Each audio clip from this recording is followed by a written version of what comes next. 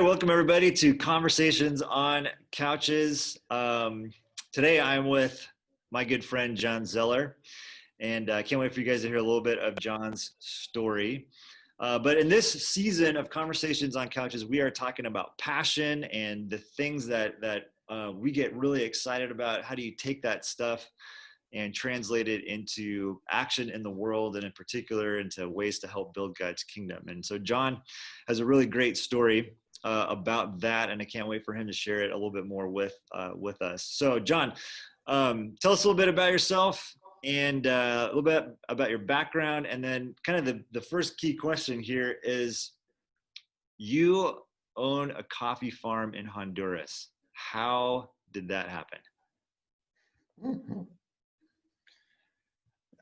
That's a long story, but and you asked me to talk about my passion as it relates to Honduras and Misión El Paraíso, which is what we call our little enterprise in Honduras. But that passion has only been with me the last 13 years of my life. From Only an early 13 age, years, huh? Yeah, from an early age, I've been connected to the church and church work. I've always been active. And so when you say, what's my passion? I have to go, it's about Christ and his kingdom. It's about his ministry of reconciliation. And without that overarching narrative, over time, it seems like a lot of people's passions can become less meaningful. They can run off course, sometimes into less desirable pursuits, and sometimes just only become self-serving. So, for this Honduras thing, I like to blame my sister. She's a nurse, and there was a big hurricane that hit Honduras in 1998. Thousands of people were killed. 1 million were left homeless in a very small country of about 7 million people. And it was Hurricane Mitch, and Honduras was already a poor country, so this was a major hit. And so my sister got started going to Latin America, then she got me involved and my brother involved. My first trip was to El Salvador in 2007. So that was the 13 years ago, and it changed my perspective about the need for and ways to help what I come to know better about the majority world.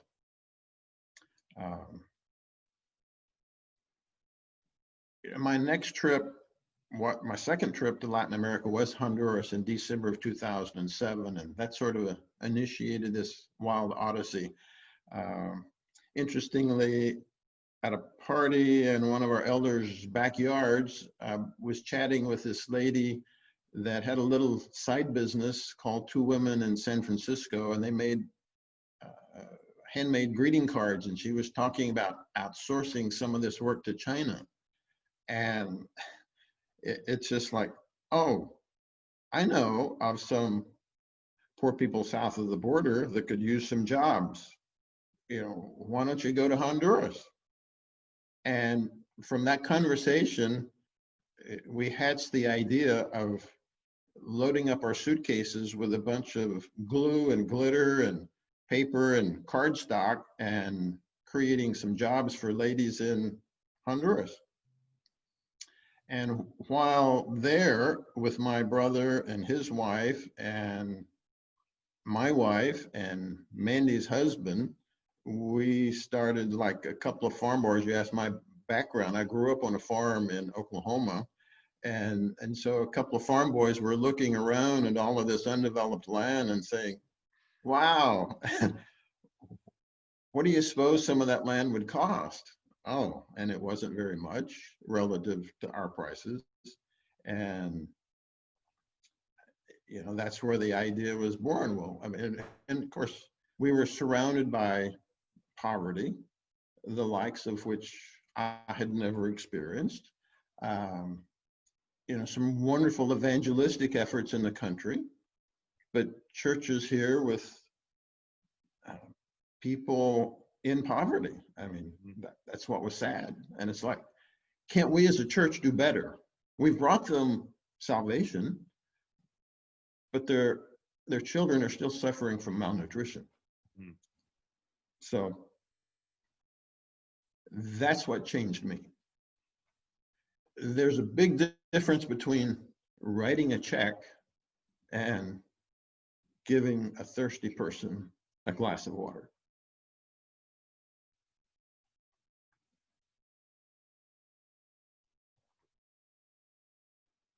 So, I mean, that's where we got to start. And for the next 3 years, I would make trips to Honduras with suitcases full of cardstock and materials, trying to make this little enterprise work.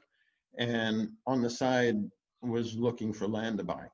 Mm. And in 2010 was successful in buying 350 acres in a very remote part of Honduras in the mountains, where people live with no electricity and cook on wood burning stoves. And it's a coffee country, so it was logical to grow coffee. But the vision for the whole operation was to, because I mean, we saw people living in homes that were just horrible.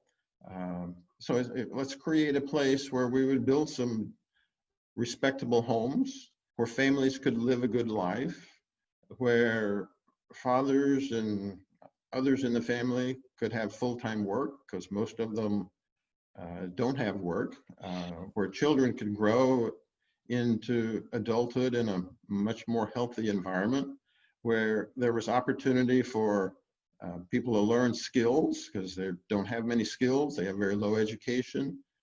Nutrition is not good in the country, so we were hoping to improve family nutrition with gardening efforts, and help develop a Christian community, and do it with something that would be economically self-sustaining, that through generating profits in this enterprise, we would be able to fund future projects.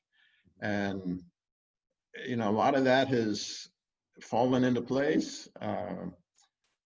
We're not to the profits yet, because the coffee industry has been really upside down the last dozen years or so. Typically, there's a cycle to commodity prices. So every few years they cycle up and down, and with proper capitalization, you weather the bad storms, and then there's some good years to offset that. But we've not had any good years, and that's part of what's driving some of the caravans from Latin America into the United States, is farms are failing, because the whole countries are failing. And of course, COVID is making that more complicated. Yeah, no doubt.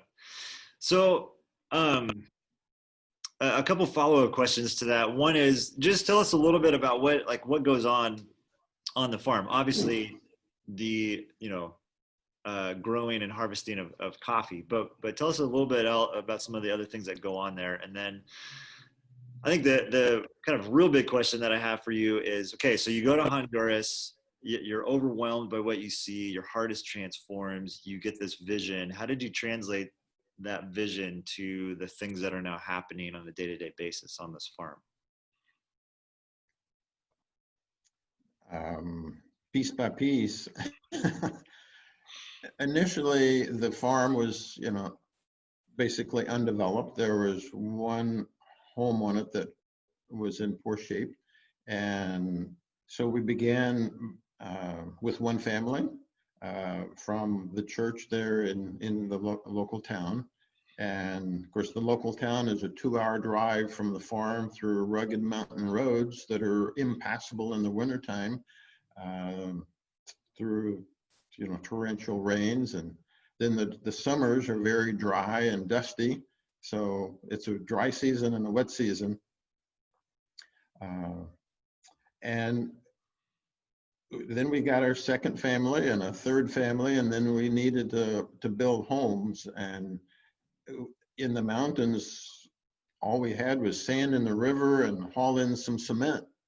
So we had to bring a man from town that knew how to make blocks. And we make blocks one by one in a little mold.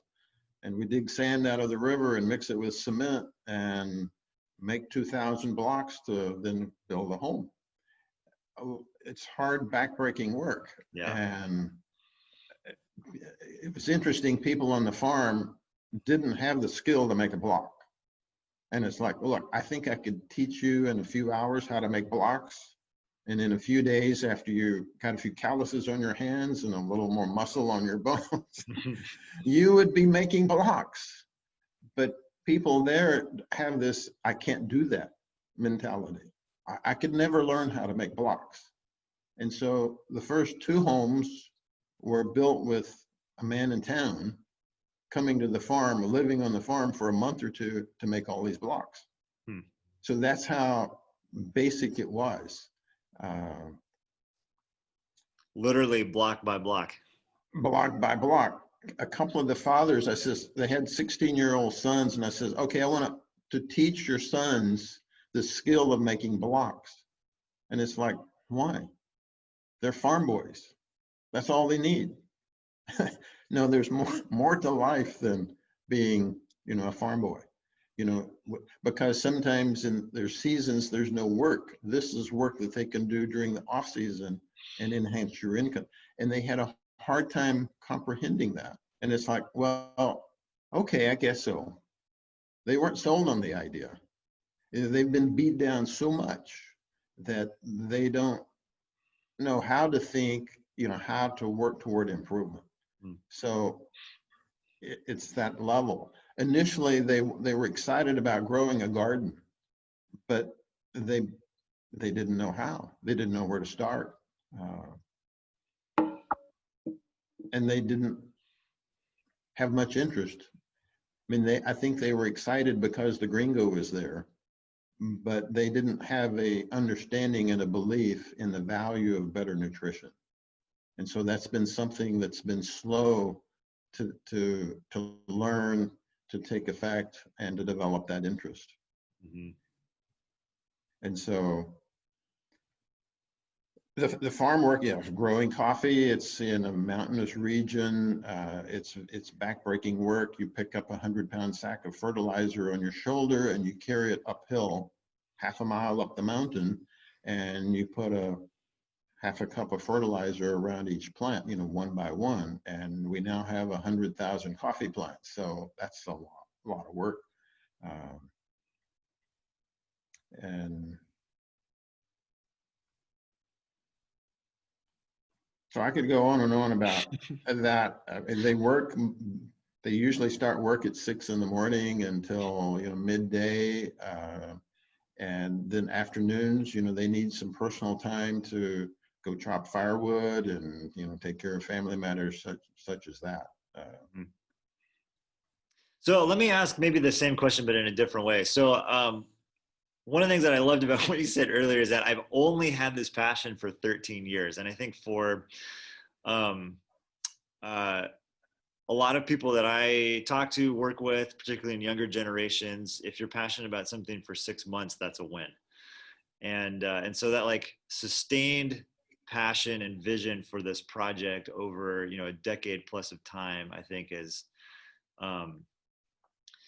maybe a little bit of a foreign concept even to some people in our community. So how do you keep, and there's ups and downs, right? And moments of discouragement. And I'm sure you've probably had these times where you're like, what did I do? And is this thing ever going to work? And how do you maintain passion and sustain that vision during the ups and downs over a period of time so that you do get to the point where you're starting to see both literal fruit in terms of the coffee that's being grown, but also, the fruit in the lives of people who are there, working on the farm, living there, and being impacted by that presence. So sustaining it over time. I'd love to hear you share a little bit more about that. to me, it's about making, deeper, more meaningful relationships with the people that we work with, as in partnerships. Mm-hmm. And that's where there are so many churches doing short-term missions, and those are good in many ways. And that's where I started and opened up my eyes. But what drew me back was the opportunity to work with a pastor in Honduras to develop connections with some families who then become like family. Mm-hmm. And they're people that I wouldn't want to desert. Mm. Um, we respect each other, we love each other, we support each other. It's a win going both ways. Mm-hmm. And yes, just like life here, and whether it's your church family or your personal family, there are issues with family. There are ups and downs, there are doubts, there's discouragement, there's mistakes that are made that are devastating, that you have to work through. Mm-hmm. And we've done that there. We've lost some families because of that, just like we lose families here. And but we also have some deep, wonderful, meaningful relationships that are so rich and so rewarding, and that support us in difficult times, that comfort us when we're really down. And that's what makes life, worth living. Um, and so that encourages me to sustain the work. With COVID, my March trip was canceled. I haven't been able to go back, and I miss going back. Mm-hmm.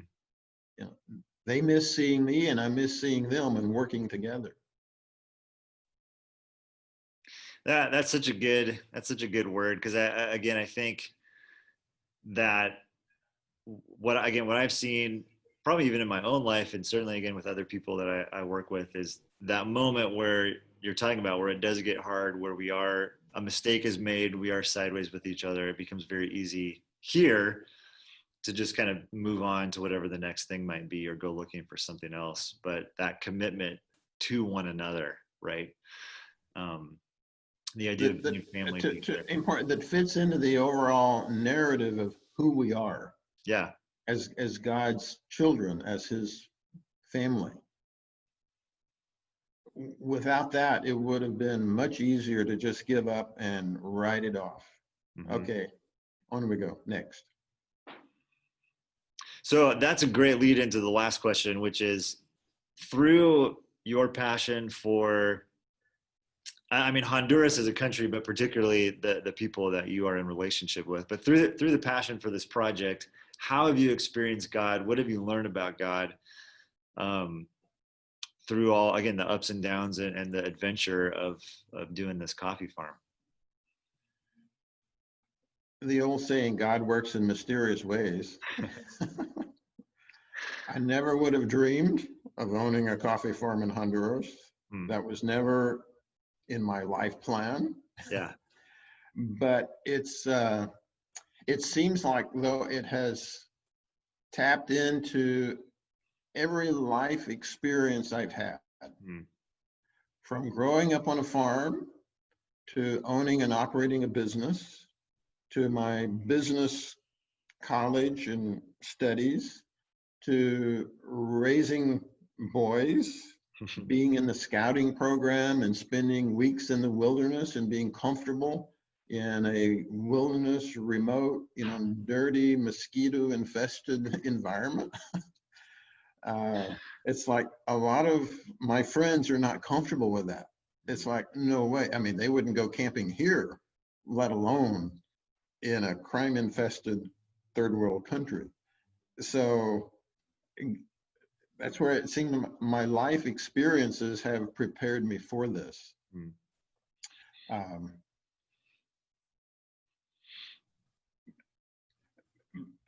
and that's where, God has given all of us talents. And, like I said earlier, I've been involved in church and ministry all my life. And we all need to seek ways we can use those talents And I keep asking myself, even now, what can I do here in Davis, in my local community? How can I be used? I have time that's not spent in Honduras.